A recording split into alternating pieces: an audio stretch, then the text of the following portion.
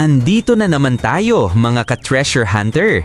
Sa video na ito, pag-uusapan natin kung totoo nga bang kayang makadetect ng treasure ang isang metal detector. Marami sa atin ang curious, talaga bang effective ito sa paghahanap ng kayamanan tulad ng gold, coins at iba pang metal objects? Tara, panoorin natin at sabay nating alamin. Ang metal detector ay isang device na ginagamit para makahanap ng mga metal na nakabaon sa lupa, buhangin o kahit sa ilalim ng tubig. Gumagana ito sa pamamagitan ng electromagnetic field. Kapag ang coil ng metal detector ay dumaan sa ibabaw ng lupa, nagpapadala ito ng signal.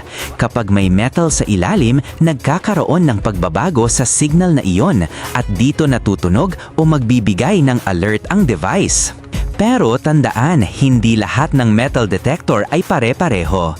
May mga basic na model na kayang makadetect ng simpleng metal tulad ng bakal at meron ding advanced na kayang tukuyin kung anong klase ng metal, ginto ba, pilak o iba pa.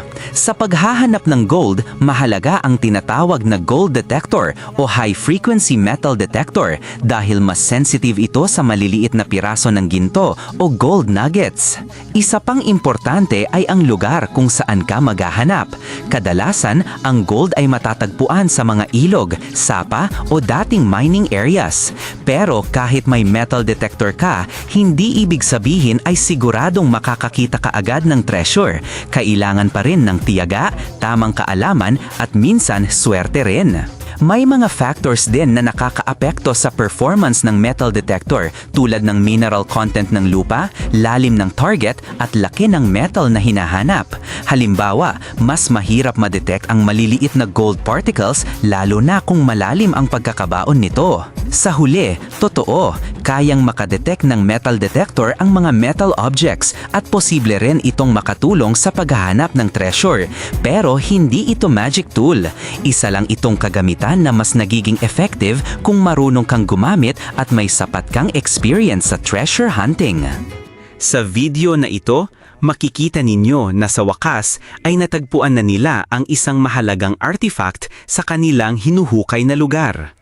Makikita rin na tama ang kanilang sinusunod na mga palatandaan dahil unti-unti na silang napapalapit sa kanilang hinahanap na kayamanan. Dahil sa kanilang tiyaga at tamang paggamit ng metal detector, nagkaroon sila ng kumpiyansa na hindi sila nagkakamali sa kanilang lokasyon. Kapansin-pansin din na ang kanilang metal detector ay epektibong nakatulong sa pagtukoy kung gaano kalalim ang dapat nilang hukayin. Sa bawat tunog o signal na ibinibigay ng detector, nagiging gabay ito kung saan eksaktong bahagi dapat mag-focus ang kanilang paghuhukay. Ang ganitong teknolohiya ay mahalaga sa treasure hunting dahil nakakatulong ito para hindi masayang ang oras at lakas sa maling lugar. Ang artifact na kanilang natagpuan ay maaaring may kasaysayan. Kadalasan, ang mga ganitong bagay ay maaaring mula pa sa sinaunang panahon o naiwan ng mga tao noong panahon ng digmaan o kolonyalismo. Maaaring ito ay bahagi ng lumang kagamitan, alahas o simbolo ng isang sinaunang sibilisasyon.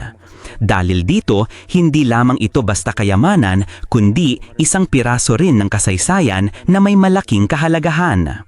Sa mundo ng treasure hunting, mahalaga rin ang tinatawag na code o mga lihim na palatandaan.